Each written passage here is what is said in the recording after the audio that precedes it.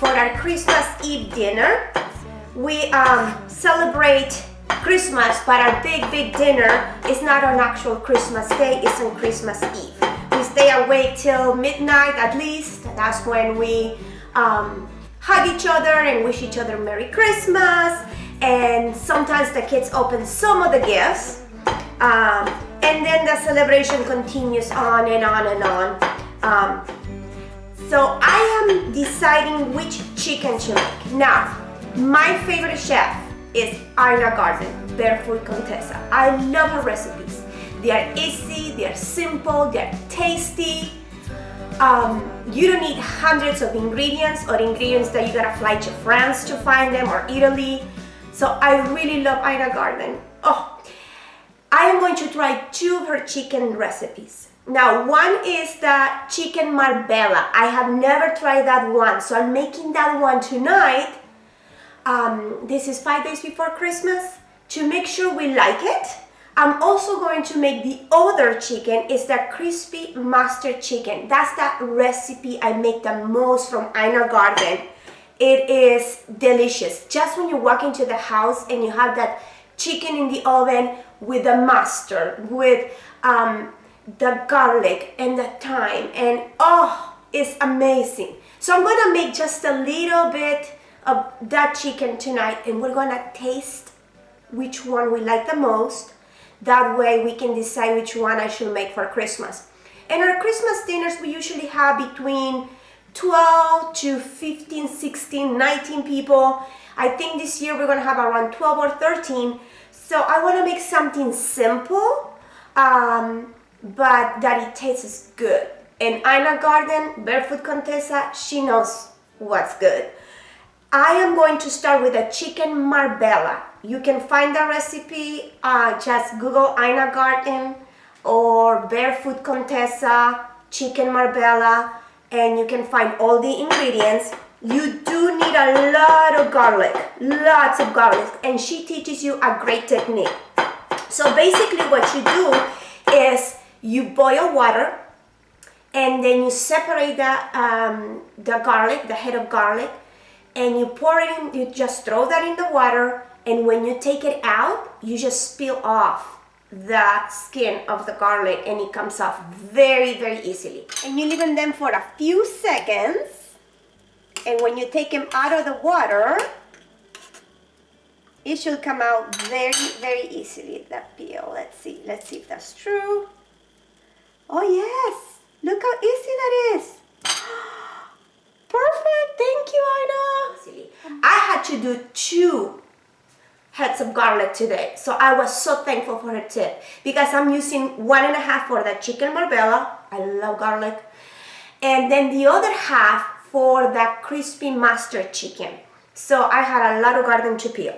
So let's go ahead with the chicken Marbella. I think this is fine enough. Not too fine. I needed more diced better, a little bit finer for the other one. But for this one, because it's kind of like a marinade, you don't need to do it that small, that thinly.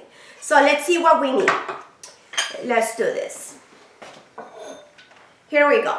So the first thing you need is half a cup of good olive oil. Any recipe that starts with good olive oil, that's the oil I use in my house the most. So half a cup of good olive oil. Oh, that golden color, so beautiful, so pretty. Make sure all gets in there. Then half a cup of red wine vinegar. Make sure you shake it a little bit. Sometimes vinegar settles in the bottom. We want all the good stuff, huh? So half a cup of red wine vinegar. I have balsamic vinegar I use a lot, but for this one we need that red wine vinegar. This already smells so good. Bread, olive oil, and vinegar, red wine vinegar is so good. Now we need 1.5 cups large pitted prunes. So here we go, the prunes. This is the part that I never cooked with prunes before, that is anything that is savory. So this is the part that is a little bit weird for me, but I trust Ina. If she puts it on her meals, it must be good. Then after Okay, so now you need green olives, 1 cup. I couldn't find at the store the big green olives by themselves. These have the red peppers, but if we decide to choose this chicken, this recipe, I promise I'll go get the regular large green olives. So I'm just gonna put this 1 cup, half a cup of capers, and basically she says just drain it with all the juice. Now this is exactly what we need. I think it's 3.5 ounces. So that's what I found at the store. What else? Right here. 6 bay leaves. Now my mom has a bay leaf tree, so I got to get some, oh, that's supposed to fly away, a fresh one. So we'll do that. Okay, this is when the head of garlic comes in. So here goes all this good stuff. Olive oil, garlic, red wine vinegar. Oh, this already looks good. Okay, 1/4 cup of dry oregano. Okay. In here it says kosher salt, but in her video it says 2 tablespoons of kosher salt. You're gonna do a lot of chicken, so 2 kosher tablespoons of salt. And it's different than regular salt. If you use 2 tablespoons of regular salt, it's saltier than when you use kosher salt. So I made that mistake once. I don't want to do it again. So after working so hard, you don't want something that is extremely salty. So now I mix all of this. Oh my goodness, this already smells so good. I wish you can smell it. Imagine if we can create an app called Smell-O-Vision, where you can smell all the good things that are cooking and mixing. So this is looking so good. Hey there, how you doing? I have my little helper here, or eater, that she loves to help to eat. Okay, so when this is mixed, we are going to put the chicken. Now, I'm just doing chicken thighs because we are 3 and I don't want to have to make 2 chickens. And since it's kind of like a marinade, I didn't have to scale down the recipe. So what happens in here, the recipe also calls for half a cup of brown sugar and half a cup of dry wine, white wine, or you can substitute that with chicken broth, which is very easy to make. I love to get one from Costco that is like a paste, it's organic, doesn't have all that weird stuff. I just boil some water, measure how many scoops I need, depends on the recipe, and you have it with you all the time. But you can use the white wine if you want to. But the white wine or chicken broth and the half a cup of brown sugar goes at the end, before you put it in the oven. So it's not the end is when you eat it. But before you put it in the oven, that's when you put the white wine, and I'll show you later on. This needs to rest for at least 6 hours.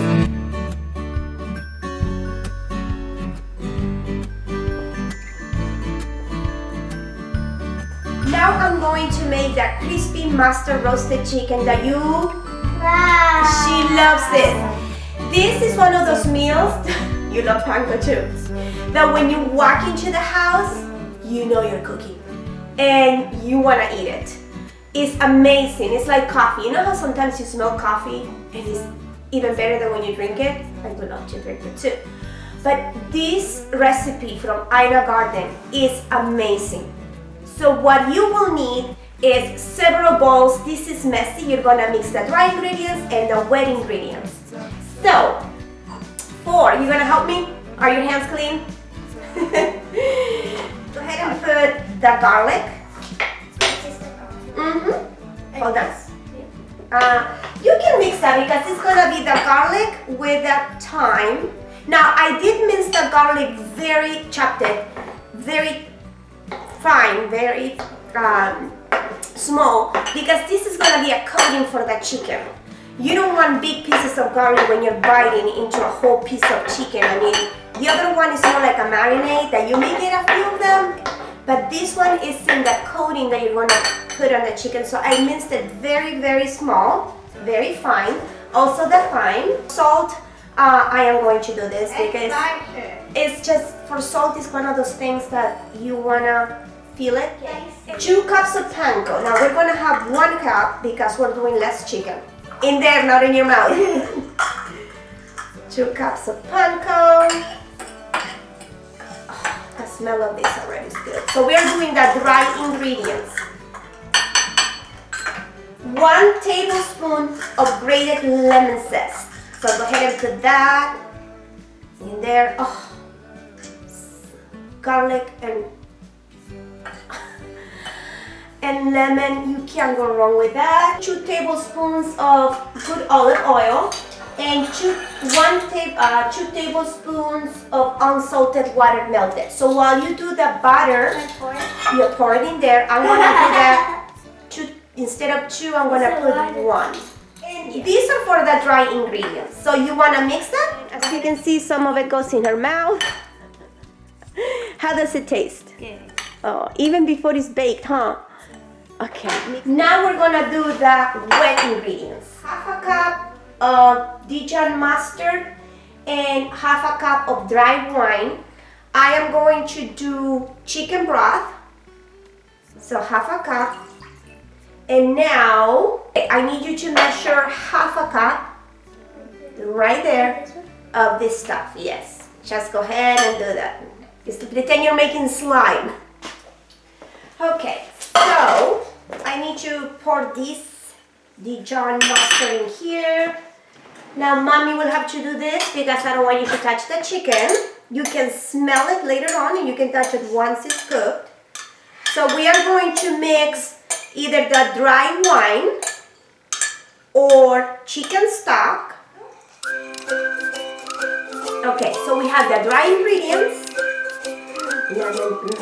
and the wet ingredients, the mustard with the chicken stock broth or the wine, whatever you choose. I'm only making 2 pieces, so this is gonna go faster. Now this is messy, it's a messy recipe. Okay, I need to put a little bit of pepper. Can I do it? Yeah, and I'll mix it. You know how to do that? That's okay, that's it. Okay. So here it goes, the messy part. I will probably need. I know, I'm telling you, it is amazing. First we dip it on the wet, both sides. Then we dip it on the crumbs, and then we put it in there. Now, for the crumb part, we only cover the top. I like to make sure it goes under the skin. This is good stuff. It looks good. So we coat it very well. Now we're only going to do the top part, okay? That looks good. Press it well. So when you turn it around, what I do is I just put all the.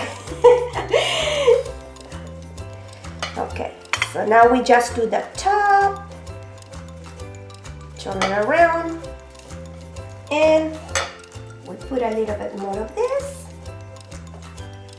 Okay. Now with the leftover, what I do is no, we can't touch the chicken. Remember, I just put a little bit more on the top, and then I go ahead and put the rest.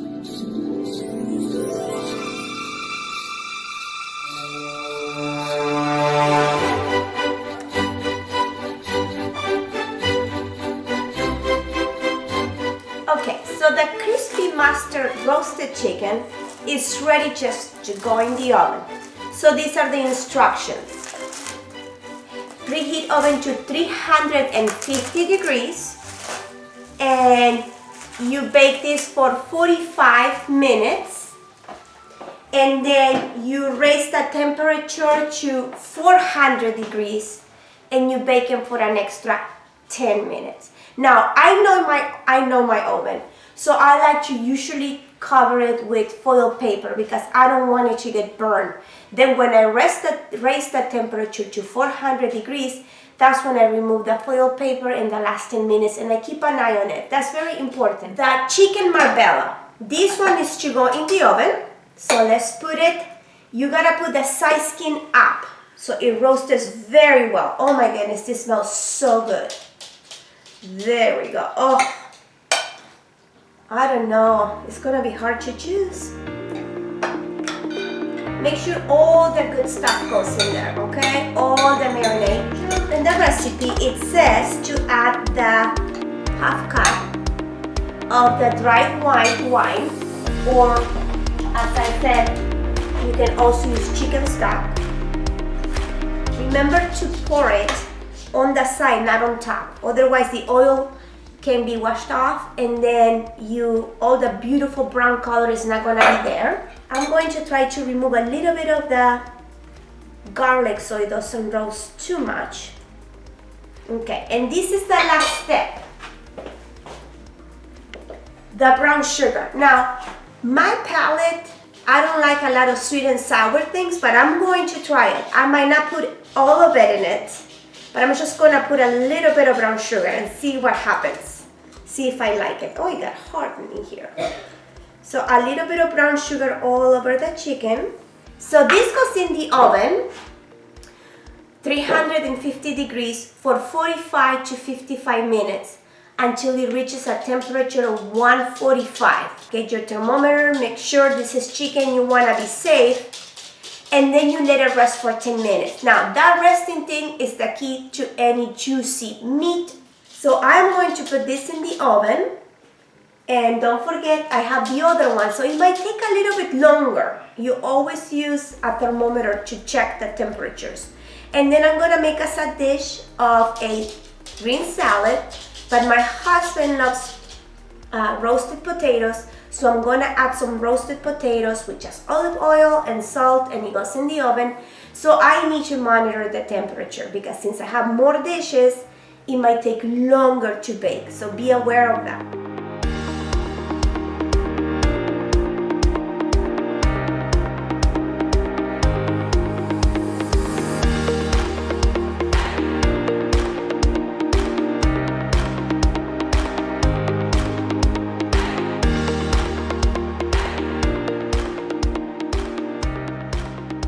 Dinner is ready! This is chicken Marbella, and this is the chicken, the master chicken with salad. We'll see which one they'll want and choose.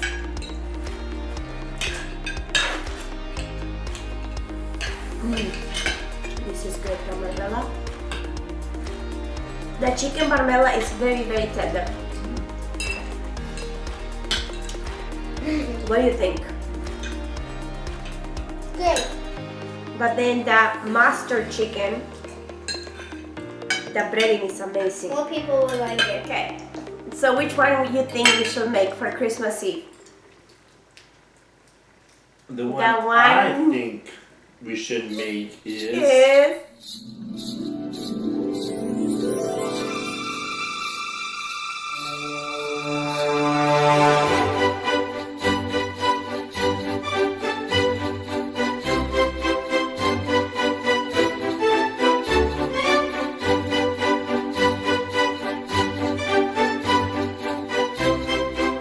Okay, so the one we chose is the mustard chicken. All four of them.